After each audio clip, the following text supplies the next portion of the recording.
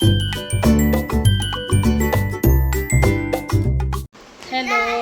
कसे आहात तुम्ही? जय महाराष्ट्र. बोल. बघा लाडू. हॅलो, शुभ सकाळ. कसे आहात तुम्ही? जय महाराष्ट्र. तर सकाळ नाही आहे, आता दुपारचं जवळजवळ 1-1:30 वाजला आहे. आम्ही आता सध्या थोडं बाहेर चाललो आहे. तुम्हाला मी सगळं काही दाखवते. आणि ते म्हणशील अनिता एवढी रेडी झाली आहे, काय झालं, कुठे चालली आहेस? तर पुढे दाखवते पण मी. आणि थोडं काल जो व्हिडिओ टाकला ना मी साहिलचा, त्याच्यावरनं खूप सारं असं आमचं दोघांचं झालं, त्यांनी बघितलं. तर बोलते मी. लाडूचे पप्पा पण आले रेडी होऊन. तर आले का मग नंतर बोलते, ठीक आहे? चला.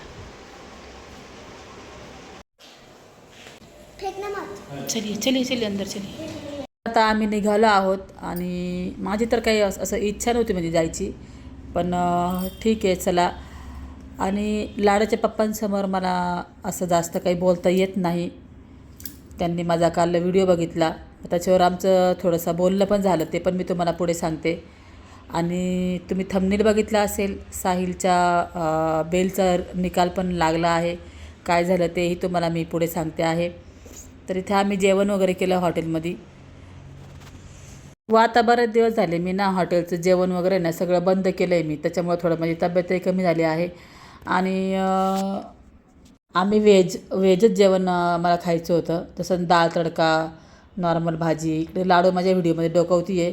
लाडूने पण मस्तपैकी आपलं राईस खाल्ला आहे. ते पायनॅपल ज्यूस घेतला होता, पण तो एवढा काही खास नव्हता. मग आईस्क्रीम घेतली, घरी आलो आणि मग तुमच्याशी मी समोर येऊन बोलते आता.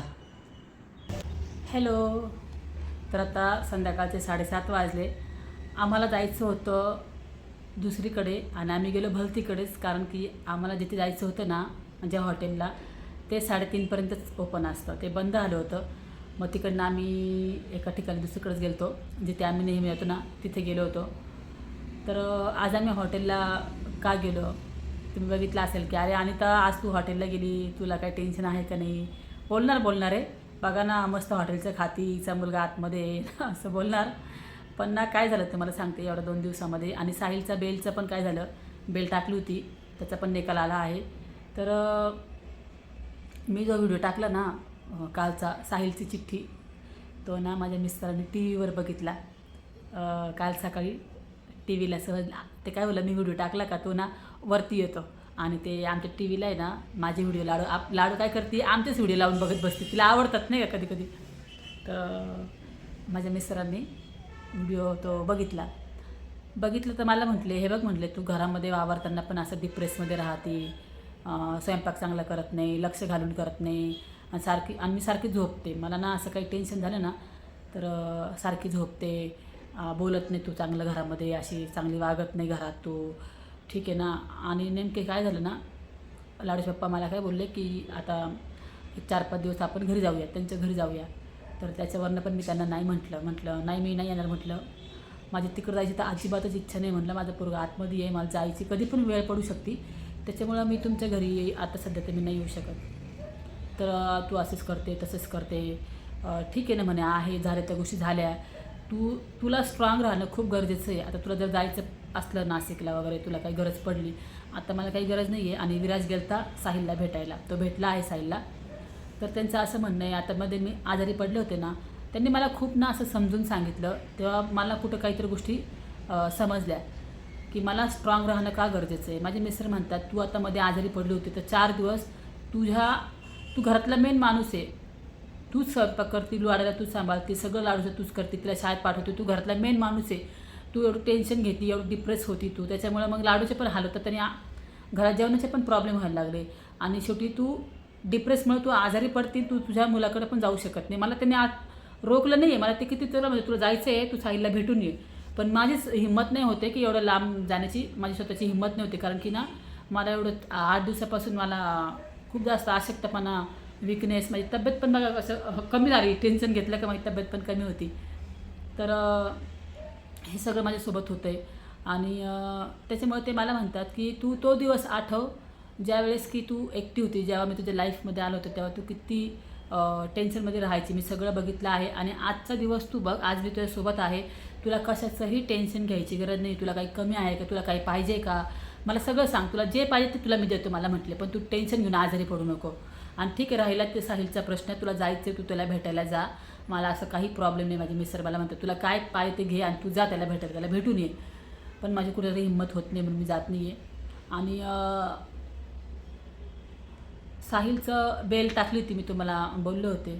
तर आणि दुसरी गोष्ट, हां, मी खरं सांगते आजपासून मी माझे डेली रुटीन टाकणार आहे, डेली ब्लॉग टाकणार आहे. आणि साहिलचा विषय जर काही झालं तर मध्ये मी तुम्हाला सांगत जाईल, पण जास्त करून मी तो विषय टाळणार आहे, नाही घेणार. जे झालं ते झालं. फक्त देवाला प्रार्थना करायची की तो बाहेर येऊ द्या. आणि जर गेलेच मी तिकडं तर ते तुम्हाला मी सांगाल. तर काल कोर्टाची तारीख होती आणि साहिलची बेल रिजेक्ट झाली आहे, ती पास नाही झाली. तर काही कारणामुळे नाही झाली. आता मी काही बाकीचं सांगू नाही शकत. तर त्याला अजून जाईल 1-1.5 महिना, त्याला अजून राहावं लागेल 1-1.5 महिना.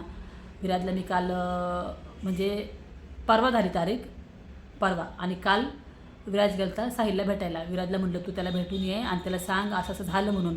आम्ही टाकली होती बेल पण ती रिजेक्ट झाली आहे. तर विराज गेला आणि विराजने काय केलं माहिती का, मी विराजला एवढं बजावून सांगितलं होतं की विराज तू कॉलेजचा ID कार्ड किंवा मग तुझं आधार कार्ड ओरिजिनल लागते तिथं, ते पण माहीत नव्हतं आम्हाला ओरिजिनल लागतं म्हणून. तो त्याचे फोटो घेऊन गेला, झेरॉक्स कॉपी घेऊन गेला आधार कार्डची, आणि ओरिजिनल आम्ही अपडेट केलं ते विराजचं, पण ते आम्हाला घरी आलंच नाही. मग त्याला म्हटलं जा तू झेरॉक्स घेऊन येता. मला काय माहीत आता असं सगळं काही गोष्टी असतात. तिथं गेल्यावर त्याच्याकडं नाव कॉलेजचं कार्ड घेऊन गेला आणि आधार कार्ड. आणि साहिलचा एक फ्रेंड आहे, मित्र आहे साहिलचा, तर विराजला त्याचा मित्र घेऊन गेला होता साहिलचा. चल म्हणे मी तुझ्यासोबत येतो. त्यांनी खूप सपोर्ट केला आहे, कारण की विराजला पण काही माहिती नव्हतं ना, आता ते नाशिकला कुठं काय त्याचं काहीच माहीत नव्हतं. मग त्या एका मित्राने विराजला खूप सपोर्ट केला, घेऊन गेला नाशिकला, सगळं दाखवून दिलं विराजला. आता विराज कधी पण एकटा जाऊ शकतो. मग ते म्हटले नाही, एक तर तुम्ही ओरिजिनल आधार कार्ड आणा, तसं तुम्हाला भेटता येणार नाही. मग कुठे तो सायबर कॅफेमध्ये गेला, काय काय केलं, मग तसं काय ते झालं मग ते काम. मग भेटला विराज, साहिलला भेटला. सकाळी 6 वाजता गेलेला विराज. किती? सकाळी 6 वाजता. तर त्याला साहिल भेटला आहे 2:30 वाजता, विचार करा. आणि सकाळी तो विराज होता म्हणून त्यांनी दम धरला नाही का. मला तर चक्कर आली असती, एवढा वेळ तिथं बाहेर बसायचं किंवा नाही का, मला नाही सहन होत. आहो तुम्हाला माझा प्रॉब्लेम, मला नाही सहन होत काही गोष्टी. तर 2:30 वाजता विराजला साहिल विराजला भेटला आहे काल, आणि तारीख झाली कोर्टाची परवा. तर मग त्यांनी सांगितलं साहिलला की अरे दादा असं असं झालं म्हणे, बेल रिजेक्ट केली आहे, तुला अजून 1 महिना राहावं लागेल. तो म्हणला ठीक आहे, सांग मम्मीला, टेन्शन घेऊ नको, आणि मम्मीला सांग तू काही येऊ नको, लय ऊन आहे बाहेर, मी आहे, ठीक आहे, काही काळजी करू नको. तर अजून एक गोष्ट तुम्हाला मला सांगायची आहे. माझ्या या व्हिडिओमुळं सगळ्यांना असं वाटतं की तू व्हिडिओत साहिलचा विषय वगैरे मी बोलले, तर मला त्याच्यामुळं नाही का खूप सारा फायदा पण झाला आहे. खूप सारे माझे फॉलोवर्स म्हणा, माझे सबस्क्रायबर म्हणा, मला मेसेज केले आहे व्हॉट्सअपला, आणि त्यांचा मला सपोर्ट कसा भेटला आहे ना, कारण की बरेचसे त्यांचे पण नातेवाईक तिथे आहे, कुठं जिथं साहिल आहे तिथे सेंट्रलला आहेत. ते म्हटले अरे माझा कोणाचा मामा आहे, कुणाचा भाऊ आतमध्ये आहे, कुणाचे हजबंड आतमध्ये आहे, कोणत्या ना कोणत्या केसमध्ये आहे. तर ते म्हणले ताई मी माझ्या मिस्टरांना म्हणजे भेटायला गेले होते, पण तुमच्या साहिलबद्दल मी सांगितलं आहे ते त्याला भेटतील. मग काल मला विराजकडं साहिलने सांगितलं अरे म्हणे मम्मीचे जे ओळखीचे आहे ना ते मला सगळे आतमध्ये भेटले म्हणे, 5-6 जण मला भेटले, आणि मला त्यांनी खूप सपोर्ट पण केला. छान वाटलं नाही का. बघा असं मी व्हिडिओ बनवते तर मला कुठे माझा सपोर्ट झाला, आणि एक साहिलला एक आधार होतो ना, आधार पण भेटला ओळखी थ्रू. साहिलची आतमध्ये ओळख पण झाली, त्याच्यामुळे साहिलला पण कसं कुणी त्रास देणार नाही, काय नाही, असं साहिल लहान आहे ना, तर त्याच्यामुळे मला असं वाटतं की कुणी त्रास देणार आतमध्ये काय इथं होतं ना माझ्या गावाला, तर काही नव्हतं वाटत नाही का. जवळ आहे गावाला, आई गेली भेटायला, पटकन विराज गेला भेटायला, पण नाशिकला कसं अवघड आहे थोडंसं. तर मग साहिल म्हणला अरे ठीक आहे, आणि माझी ओळख पण झाली म्हणे आतमध्ये, काही मला त्रास नाही आहे, मला समजून घेतात म्हणे सगळेजणं.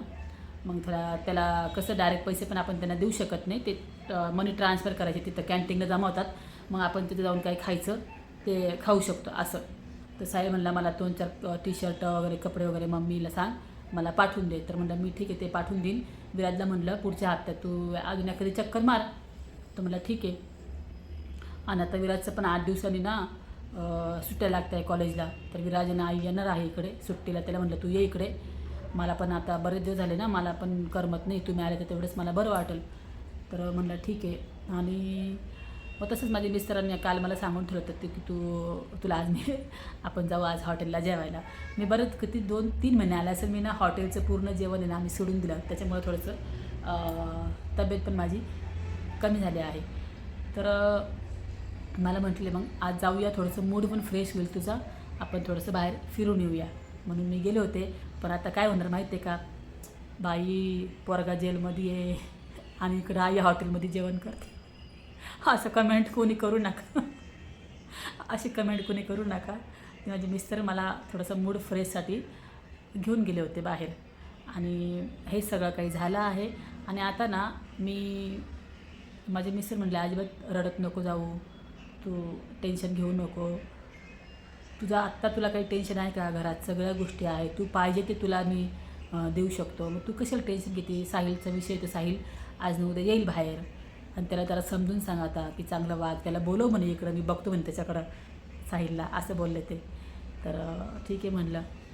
आणि असं सगळं काही विषय 2-3 दिवस झाला. त्याच्यामुळं मग आज आम्ही बाहेर पण गेलो थोडा मूड फ्रेश व्हायला. ठीक आहे, चला मग आता मी फ्रेश होते, बाहेरनं आले, खूप दमल्याने आलं, आवरते आणि आराम करते. बोलूया नंतर. चला येऊ का मग. ठीक आहे, बाय.